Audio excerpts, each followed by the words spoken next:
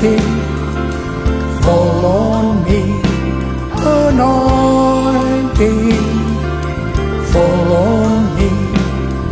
Let the power of the Holy Spirit fall on me, anointing fall on me, anointing fall on me.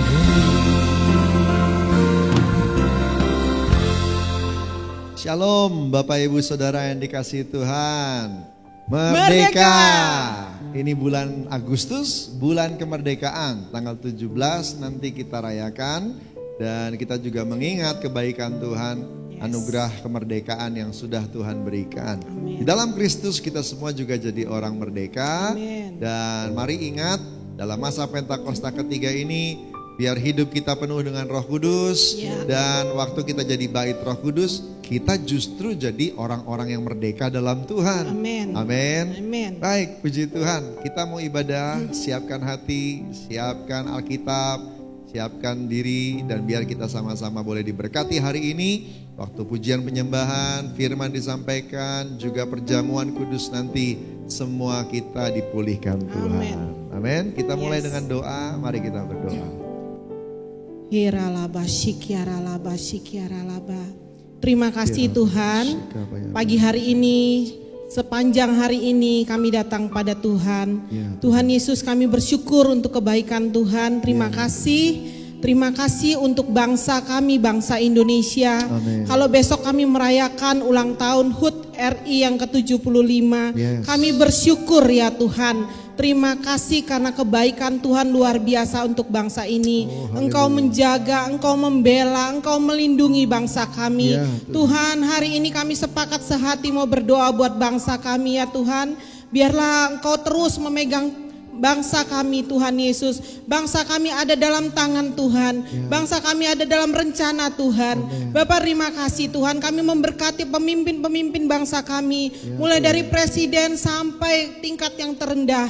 Tuhan Yesus, Kau memberkati mereka semua. Roh takut akan Tuhan ada pada mereka ya Tuhan. Terima kasih, kami berdoa Tuhan, biarlah badai COVID ini cepat berlalu. Indonesia dipulihkan kembali. Indonesia normal kembali Tuhan. Karena kasih karunia Tuhan. Terima kasih untuk kebaikan Tuhan. Terima kasih bangsa ini ada dalam tangan Tuhan. Terima kasih Tuhan, kami juga sepakat sehati. Hari ini kami mau berdoa buat pemimpin-pemimpin rohani kami. Kami mau berdoa buat gembala sidang kami Pak Niko dan keempat wakilnya. Berkati hamba-hambamu Tuhan, lindungi semuanya. Dimanapun mereka berada saat ini Tuhan, melindungi mereka ya Tuhan, memimpin. Terus Tuhan menuntun kami, gerejamu ya Tuhan. Terima kasih. Kami juga memberkati semua gembala-gembala rayon, gembala CK.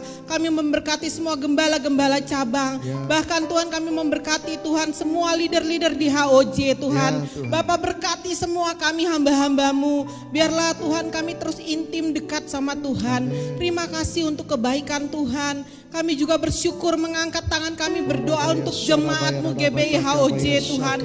Kami memberkati jemaatmu dimanapun mereka berada Tuhan. Bapak, kalau hari ini kami mau beribadah, lawat kami ya Tuhan. Jamah kami Bapak, jamah kami. Hari ini kami terima lawatan Tuhan. Kami akan menerima sukacita dari Tuhan. Kami terima mujizat dari Tuhan. Bapak, kami berdoa Tuhan. Kami yang sedang susah Kau hiburkan. Kami yang sedang sakit Kau sembuhkan dalam nama Tuhan Yesus. Kami yang berkekurangan, kami yang tidak ada jalan keluar, Kau buat jalan keluar dalam nama Tuhan Yesus. Terima kasih Tuhan, terima kasih. Anak-anak yang sedang sekolah online diberkati. Bapak, orang tua diberkati. Bahkan bayi-bayi dalam kandungan diberkati dalam nama Tuhan Yesus. Terima kasih Tuhan, terima kasih. Kami tahu Tuhan, kami terus dituntun, dipegang sama Tuhan. Engkau tidak pernah meninggalkan kami ya Tuhan. Kami bersyukur untuk kebaikan Tuhan. Terima kasih Tuhan untuk hari ini. Pimpin kami sepanjang ibadah online kami. Biarlah kami terus menerima hadirat Tuhan. Makasih Bapa, dalam nama Tuhan Yesus kami berdoa mengucap syukur. Sama-sama katakan amin. Selamat beribadah. Tuhan berkati. Puji nama Tuhan. Shalom Bapak Ibu Saudara. Saya percaya waktu ibadah online ini disiarkan, ada satu sukacita yang besar yang akan melingkupi Bapak Ibu Saudara dan saya, amin. Oleh karena itu mari Bapak Ibu Saudara yang bersukacita, dimanapun Bapak Ibu Saudara berada, boleh sambil bangkit berdiri, kita berikan sorak-sorai kemuliaan bagi Tuhan Yesus. Haleluya.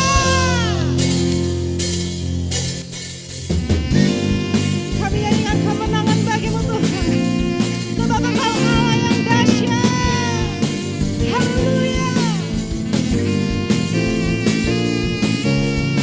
Sama-sama nyatakan, sekarang telah tiba keselamatan dan kuasa dan pemerintahan Allah kita, kuasa yang diurapinya karena telah dilemparkannya para pendakwa kita. Sekarang telah tiba keselamatan dan kuasa. Sama-sama katakan, dan pemerintahan Allah kita, kuasa yang diurapinya karena telah dilemparkannya para pendakwa kita. Oleh darah anak domba, oleh kesaksian kita, iblis dikalahkan, kuasanya dihancurkan oleh darah anak domba. Berikan tepuk tangan lebih lagi bagi Tuhan. Haleluya. Sekali lagi nyatakan, sekarang telah tiba keselamatan dan kuasa dan pemerintahan Allah kita, kuasa yang diurapinya karena telah dilemparkannya para pendakwa kita. Oleh darah anak domba, oleh kesaksian kita, iblis dikalahkan, kuasanya dihancurkan oleh darah anak domba. Lebih lagi bagi Tuhan, oleh darah anak domba, oleh kesaksian kita. Jangan iman nyatakan, amin. Kuasanya dihancurkan oleh darah anak domba. Sambil tepuk tangan, oleh darah anak domba. Haleluya. Oleh kesaksian kita. Yes Lord. Iblis dikalahkan, kuasanya dihancurkan oleh darah anak domba. Yes, haleluya. Oleh darah anak domba, oleh kesaksian kita, iblis dikalahkan, kuasanya dihancurkan oleh darah anak domba. Katakan, iblis dikalahkan, kuasanya dihancurkan oleh darah anak domba. Sekali lagi katakan, kuasanya dihancurkan oleh darah anak domba.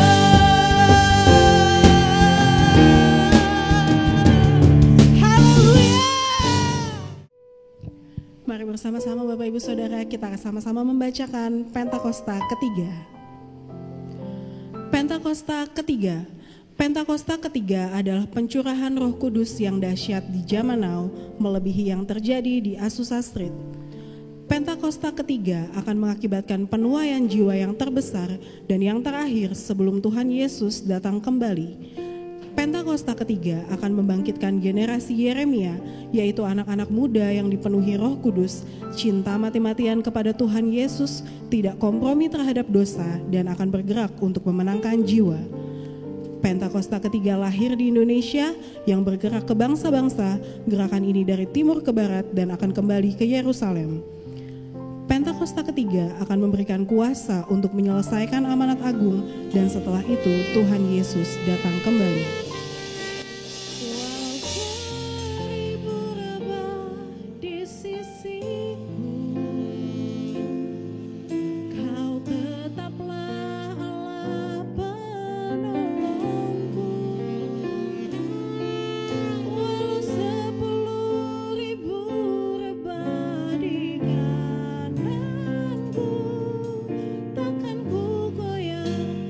Yesus sertaku.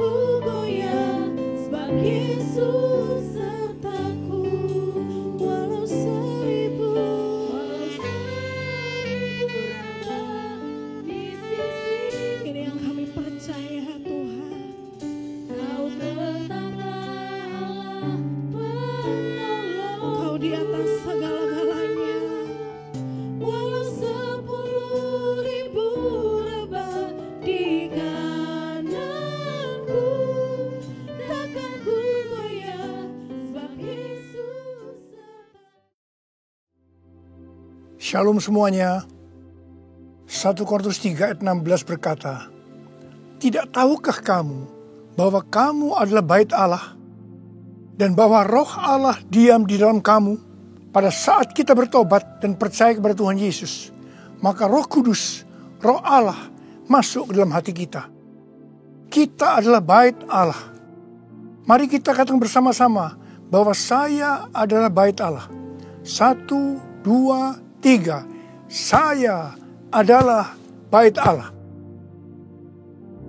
Sesuai dengan Roma 8 ayat 2, bahwa roh yang memberi hidup, yang ada di dalam kita, telah memerdekakan kita dalam Kristus dari hukum dosa dan hukum maut. Pada tanggal 17 Agustus 2020, kita merayakan ulang tahun kemerdekaan Republik Indonesia yang ke-75. Seperti Tuhan memberikan kepada kita kemerdekaan, yaitu merdeka dari penjajahan hukum dosa dan hukum maut, maka Tuhan sudah memberikan kemerdekaan bagi Indonesia dari segala bentuk penjajahan. Dirgahayu Republik Indonesia. Dalam masa pandemi COVID-19 ini, kita harus melakukan seperti yang tertulis dalam Yeremia 29 ayat 7. Yaitu kita harus mengusahakan kesejahteraan negara di mana kita tinggal.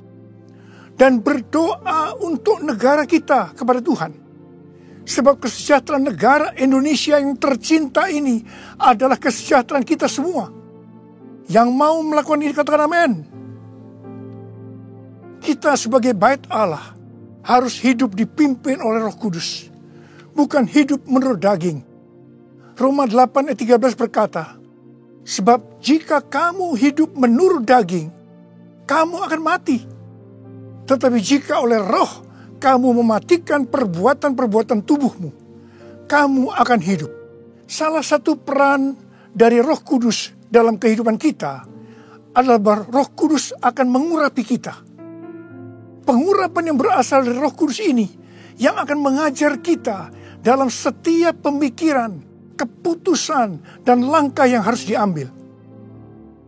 Selain itu, peranan Roh Kudus juga memberikan kepada kita kuasa untuk menjadi saksi Yesus dalam menyelesaikan amanat agung.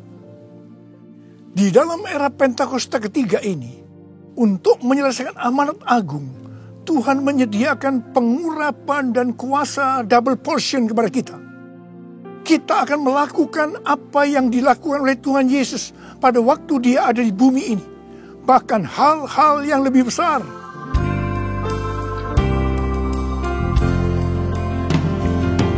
Anointing, fall on me. Anointing, fall on me. Let the power of the Holy Spirit fall on me. Anointing, fall on me. Anointing, fall on me. Anointing, fall on me. Let the power of the Holy Spirit fall on me. Anointing, fall on me. Anointing, fall on me.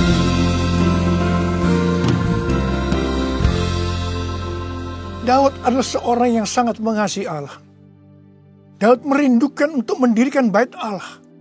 Tetapi Tuhan tidak mengizinkan karena Daud seorang prajurit yang banyak menumpahkan darah. Tuhan mengatakan bahwa yang akan mendirikan bait Allah adalah Salomo anaknya. Meskipun demikian, Daudlah yang mempersiapkan segala sesuatunya untuk membangun bait Allah itu. Termasuk menyediakan emas, perak, tembaga, besi, kayu, batu permata. Daud juga yang membuat blueprint. Daud berkata bahwa Tuhanlah yang memberikan ilham kepadanya untuk memberikan petunjuk tentang segala pelaksanaan rencana itu. Secara pribadi, Daud juga mempersembahkan emas dan perak untuk pembangunan itu.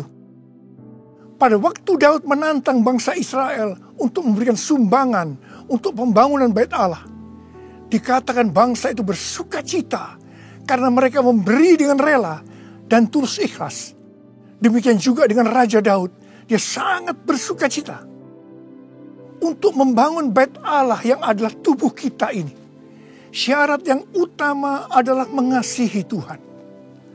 Karena kita mengasihi Tuhan, maka kita akan mempersiapkan segala sesuatunya untuk membangun tubuh kita sebagai bait Allah, yaitu membangun kerohanian kita.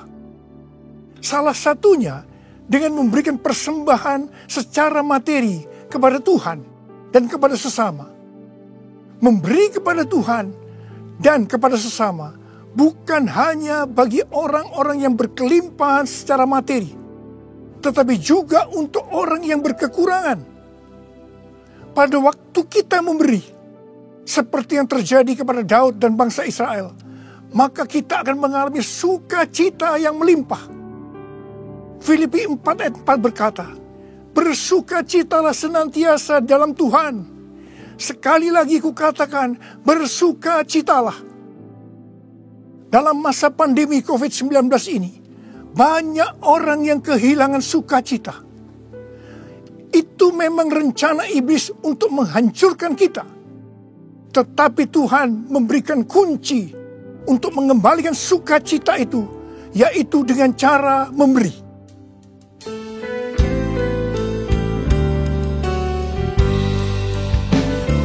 Jadikan aku bait suci-Mu yang kudus dan yang tiada bercela. Jadikan aku mezbah doa-Mu bagi keselamatan bangsaku, bagi keselamatan bangsaku.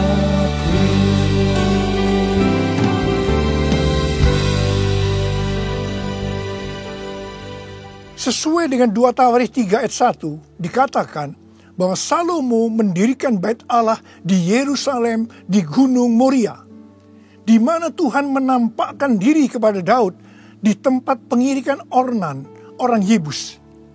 Jadi Daud yang menetapkan tempat dari bait Allah Salomo itu. Bait Allah Salomo merupakan perpaduan dari tabernakel Musa dan tabernakel Daud.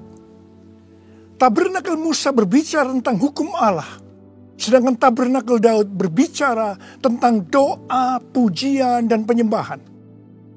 Sebagai bait Allah, maka kita harus hidup taat kepada firman Allah dan hidup dalam doa, pujian, dan penyembahan. Saya ingat kepada almarhum Bapak Octavianus sebagai pendiri dari YPPII Batu Malang. Setiap kali saya berkhotbah di kebaktian tahunan dari YPPI di Batu Malang, beliau selalu berkata seperti ini. Di dalam ibadah itu ada 2 unsur. Unsur yang pertama, doa, pujian, dan penyembahan. Unsur yang kedua, pemberitaan firman Tuhan. Itu saja. Seperti di gerejanya Pak Niko. Bait Allah Salomo berada di Gunung Moria, di Yerusalem. Gunung Moria adalah tempat di mana Daud disuruh Tuhan membuat mezbah bagi Tuhan dan mempersembahkan korban bakaran dan korban keselamatan. Setelah Daud melakukan itu, maka Tuhan mengabulkan doa Daud untuk negeri itu. Dan tulah penyakit sampar yang mengakibatkan 70.000 orang Israel mati berhenti menimpa orang Israel. Tuhan minta agar kita mempersembahkan korban kepada Tuhan, terutama di tengah-tengah pandemi ini, supaya doa kita dikabulkan Tuhan.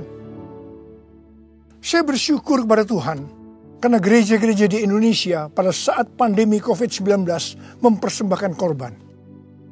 Bilangan Research Center melakukan sebuah penelitian dan hasilnya didapati bahwa sebagian besar gereja, yaitu sekitar 75%, pemasukan keuangannya menurun sampai dengan 60%. Tetapi yang luar biasa, justru gereja yang keuangannya menurun 40-60%, gereja itu yang paling banyak memberi. Mereka memberi kepada anggota gereja, memberi kepada masyarakat, memberi kepada gereja lain, melakukan kerjasama dengan pemerintah, melakukan pelayanan sosial. Didapati juga satu hal yang menarik. Bahkan ini bagi saya suatu fenomena. Yaitu bahwa gereja dengan jumlah anak muda yang lebih banyak. Dalam hal ini anak muda yang berusia di bawah 21 tahun. Justru gereja itu terlihat lebih murah hati dan lebih peduli. Wow, kemudian terjadi kebangkitan gerakan doa antar denominasi yang diikuti sebanyak 83,8% gereja. Mereka melakukan apa yang dikatakan Alkitab. Mereka bertekun dengan sehati dalam doa bersama-sama. Untuk bisa unity seperti ini perlu pengorbanan. Saya percaya doa gereja-gereja Tuhan di Indonesia yang mempersembahkan korban seperti itu, yang sekarang berdoa agar pandemi segera berakhir dan tidak terjadi resesi ekonomi, akan dikabulkan oleh Tuhan. Haleluya! Gunung Moria juga adalah tempat di mana Tuhan meminta kepada Abraham untuk mempersembahkan Ishak sebagai korban bakaran. Saya percaya bagi Abraham hal ini pasti sulit untuk dimengerti. Ishak diberikan kepada Abraham dan Sarah pada waktu masa tuanya, di mana mereka sudah tidak mungkin lagi mempunyai anak. Ishak adalah anak tunggal. Hati Abraham sangat lekat kepada Ishak. Dan tiba-tiba Tuhan meminta kepada Abraham agar Ishak dipersembahkan sebagai korban bakaran. Dalam hal ini, Tuhan menguji Abraham apakah Abraham lebih mengasihi Tuhan dibanding mengasihi Ishak. Ternyata dalam pergumulan yang sangat berat ini, Abraham menang. Abraham lebih mengasihi Tuhan ketimbang mengasihi Ishak. Supaya menjadi pemenang dalam pergumulan ini, perlu pengorbanan. Setelah Abraham lulus dalam ujian ini, dia diberkati Tuhan berlimpah-limpah. Untuk menerima pengurapan dan kuasa double portion, Tuhan pasti akan menguji kita untuk melihat apakah kasih kita kepada Tuhan melebihi kasih kita kepada yang lainnya. Termasuk keluarga, uang, harta, kedudukan, harga diri, dan lain-lainnya. Kita harus keluar sebagai pemenang. Dalam Roma 12 ayat 1, kita diminta untuk mempersembahkan tubuh ini sebagai persembahan korban yang hidup, kudus dan berkenan kepada Tuhan. Sebab itu adalah ibadah kita yang sejati. Untuk mempersembahkan tubuh ini sebagai persembahan yang hidup, artinya tidak mati secara rohani, tidak suam-suam kuku, kudus dan berkenan kepada Tuhan, itu perlu pengorbanan. Tidak benar kalau ada orang yang mempunyai pengertian bahwa setelah kita lahir baru, kita bebas melakukan apa saja dengan alasan pasti Roh Kudus yang menuntun sehingga Bapa akan tersenyum. Tidak benar. Justru kita harus berusaha sungguh-sungguh untuk mempersembahkan tubuh ini sebagai persembahan yang hidup, kudus, dan berkenan kepada Tuhan. Untuk itu perlu pengorbanan.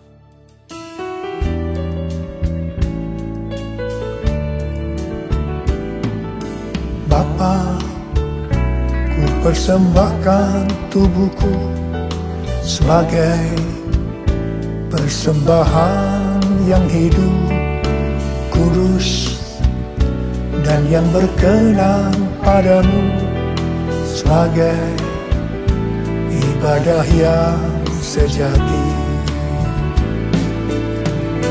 Ku sembahkan Tuhan, ku sembahkan Tuhan, ku serahkan hidupku kepadamu untuk kemuliaan nama-Mu, untuk kemuliaan nama-Mu.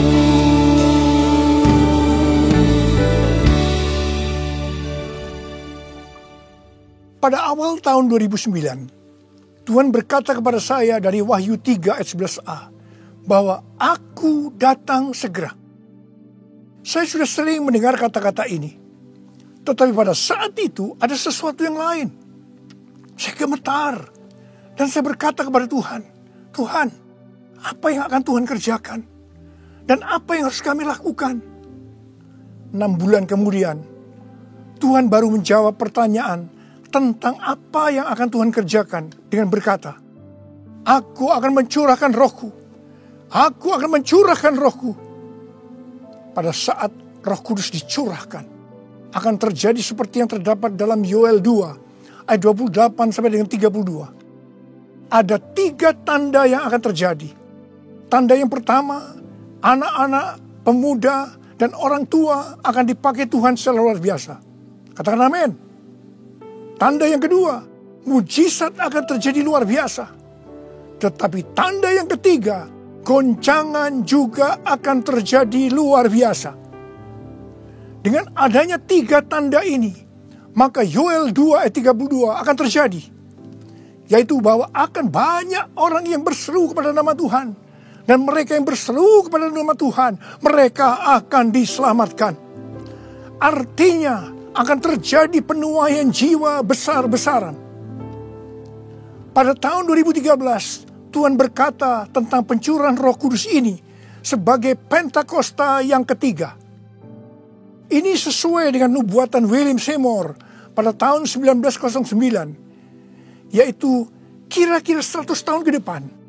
Yang berarti pada zaman now akan terjadi pencurahan Roh Kudus yang luar biasa, yang melebihi pencurahan Roh Kudus di Azusa Street. Sejak saat itu saya terus-menerus memperkatakan tentang hal ini. Siapa yang mengira bahwa goncangan yang terjadi pada tahun 2020, pada waktu era Pentakosta ketiga, ini adalah pandemi COVID-19. Di sini jelas bahwa pandemi COVID-19 ada hubungannya dengan aku datang segera. Pada waktu Tuhan Yesus ditanya oleh murid-muridnya, apa tanda kedatanganmu dan tanda kesudahan dunia ini? Tuhan Yesus menjawab dari Matius 24 ayat 4 sampai dengan 14, yang juga terdapat dalam Lukas 21 ayat 8 sampai dengan 19, yang intinya akan terjadi. Yang pertama, goncangan terhadap orang percaya. Yang kedua, goncangan terhadap semua orang yang di bumi. Yang ketiga, pemberitaan Injil di seluruh bumi. Dalam goncangan tadi, salah satunya disebutkan penyakit sampar, yang berarti COVID-19 termasuk di sini. Jadi, pandemi COVID-19 ini adalah bagian dari tanda-tanda kedatangan Tuhan Yesus untuk kali yang kedua.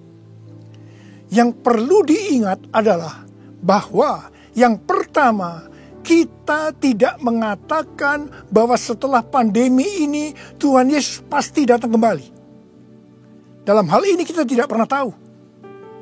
Yang kedua, kita juga tidak bisa berkata bahwa Tuhan Yesus pasti belum datang setelah pandemi ini, atau lama setelah pandemi ini berakhir.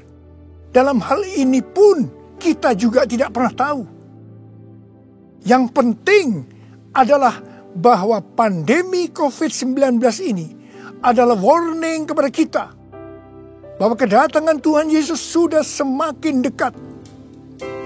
Kalau dalam kitab Wahyu saja, Tuhan Yesus berkata, aku datang segera sebanyak 4 kali. Waktunya sudah dekat, waktunya sudah singkat sebanyak 2 kali. Apalagi hari-hari ini. Pasti kedatangan Tuhan Yesus sudah sangat-sangat dekat. Saya percaya orang yang merindukan kedatangan Tuhan, seperti pada jemaat mula-mula yang selalu berkata, Maranatha, sebagai doa dan sebagai salam, pasti akan lebih serius untuk menyelesaikan amanat agung Tuhan Yesus. Sehingga pada saat dia datang kembali, kita akan mendengar suara penghulu malaikat, bunyi sangkakala, dan mendengar nama kita dipanggil. Haleluya!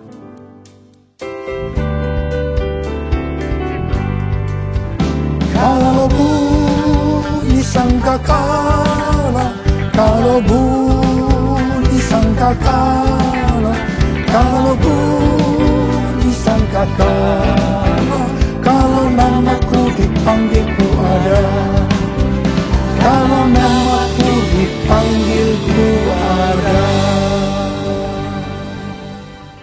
Siapa yang percaya pada saat nama kita dipanggil, kita akan mendengar panggilan itu? Sebelah angkat tangan. Mari, saudara yang percaya, nyanyikan lagu ini bersama saya. Tak lama lagi kita bertemu Tuhan. Tak lama lagi kita bertemu Tuhan. Amin.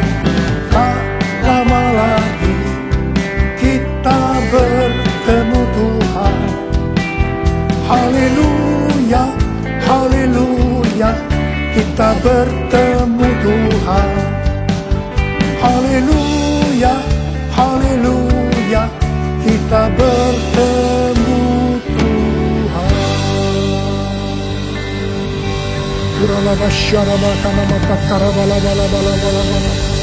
Angkat tangan saudara. Berbahasa roh, berbahasa roh, berbahasa roh. Oh dia bahkan nama ya oh Yesus. Tidak lama lagi kami akan bertemu dengan Kau Tuhan. Kau akan segera datang kali yang kedua. Biarlah kami boleh mempersiapkan diri Tuhan. Kami berdoa buat anak-anak-Mu semua Tuhan. Pakai kami hari-hari ini untuk menyelesaikan amanat agung Tuhan Yesus. Curahkan pengurapan buat mereka. Terima, terima, terima, terima. Kamu berdoa dengan mereka Tuhan. Engkau menyembuhkan mereka yang sakit, yang mengalami kesusahan. Terima kesembuhan. Terima kesembuhan. Terima, terima, terima, terima. Oralabaka nama ya ralabalabala. Orabababa. Oh Yesus, Yesus, Yesus, Yesus. Oh Yesus, Yesus, Yesus, Yesus, Yesus, Yesus, Yesus. Mari saudara-saudara, kita akan masuk dalam perjamuan kudus. Kita akan mengingat ayat ini. Sebab setiap kali kamu makan roti ini dan minum cawan ini, kamu memberitakan kematian Tuhan sampai Ia datang. Perjamuan kudus adalah perjamuan Tuhan Yesus sendiri. Setiap kali kita masuk dalam perjamuan kudus, Tuhan Yesus selalu berkata begini, biarlah ini menjadi peringatan akan daku. Karena itu, mari arahkan hati saudara kepada kebaikan Tuhan. Kita akan mengingat kebaikan Tuhan. Mari tundukkan kepala. Tuhan, siapakah kami ini sebelum kami mengenal Engkau? Kami ini semua orang berdosa. Upah dosa adalah maut, mati. Tapi Engkau yang tidak berdosa telah dijadikan dosa oleh karena kami semua. Engkau harus turun dari sorga mulia, mati ganti kami dengan penderitaan yang luar biasa. Sungguh kalau kami pikirkan Tuhan, betapa baiknya Engkau itu. Engkau jadikan kami sebagai anak-anak-Mu. Engkau tuntun, Engkau bela, Engkau berkati, Engkau lindungi kami. Engkau juga tegur kalau kami salah. Engkau sembuhkan kami Tuhan. Itu Engkau ya Abah. Itu Engkau ya Abah. Tuhan terima kasih. Terima kasih. Saudara-saudara, Tuhan akan memberkati saudara melalui perjamuan kudus ini. Tapi Tuhan mau kita makan dan minum perjamuan kudus dengan cara yang benar. Karena itu masing-masing. Sekarang introspeksi. Lihat keadaan dirimu masing-masing. Jangan menyimpan dosa. Kalau ada dosa yang Tuhan ingatkan saat ini, langsung minta ampun kepada Tuhan. Minta ampun, minta ampun. Ampuni saya Tuhan, ampuni saya, ampuni saya. Katakan demikian. Tuhan, Kau melihat anak-anak-Mu sedang meminta ampun kepadamu. Ampuni ya Tuhan, ampuni ya Tuhan. Layakkan kami masuk dalam perjamuan kudus. Kami akan masuk dalam perjamuan kudus dengan hati yang penuh ucapan syukur. Dalam nama Yesus kami berdoa. Amin. Sekarang saudara, mari angkat roti di tangan kanan kita tinggi-tinggi. Sebab apa yang telah kuteruskan kepadamu telah aku terima dari Tuhan. Yaitu bahwa Tuhan Yesus pada malam waktu ia diserahkan mengambil roti. Dan sesudah itu yang mengucap syukur atasnya. Dia memecah-mecahkannya dan berkata, inilah tubuhku yang diserahkan bagi kamu. Perbuatlah ini menjadi peringatan akan aku. Sudah dikasih Tuhan. Bukankah roti yang kita pecah-pecahkan ini adalah persekutuan kita dengan tubuh Kristus? Mari kita makan dalam nama Yesus. Sekarang angkat cawan di tangan kanan saudara tinggi-tinggi. Demikian juga ia mengambil cawan sesudah makan lalu berkata, cawan ini adalah perjanjian baru yang dimeteraikan oleh darahku. Perbuatlah ini setiap kali kamu meminumnya menjadi peringatan akan aku. Sudah dikasih Tuhan, bukankah cawan pengucapan syukur yang atasnya kita ucapkan syukur adalah persekutuan kita dengan darah Yesus? Mari kita minum dalam nama Yesus.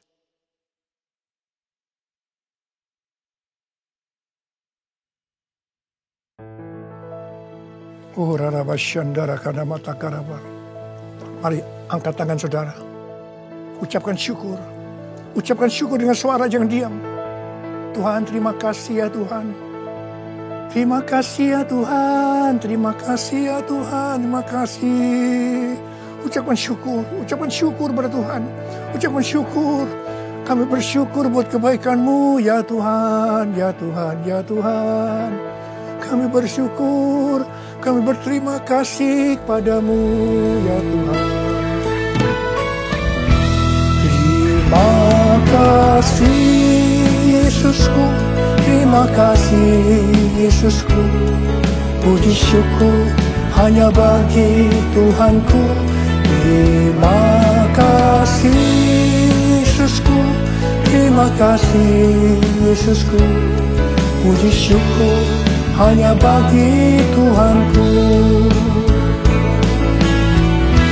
Terima kasih Yesusku, terima kasih Yesusku. Puji syukur hanya bagi Tuhanku. Terima kasih Yesusku, terima kasih Yesusku. Puji syukur hanya bagi Tuhanku.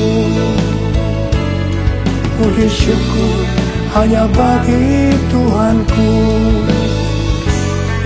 Puji syukur hanya bagi Tuhanku.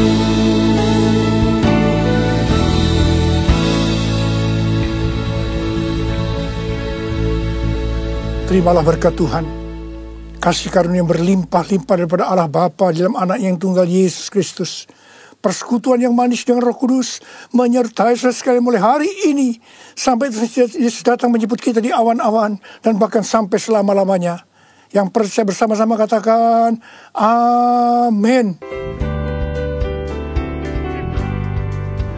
Kalau bunyi sangkakala, kalau bunyi sangkakala, kalau bunyi sangkakala, kalau namaku dipanggil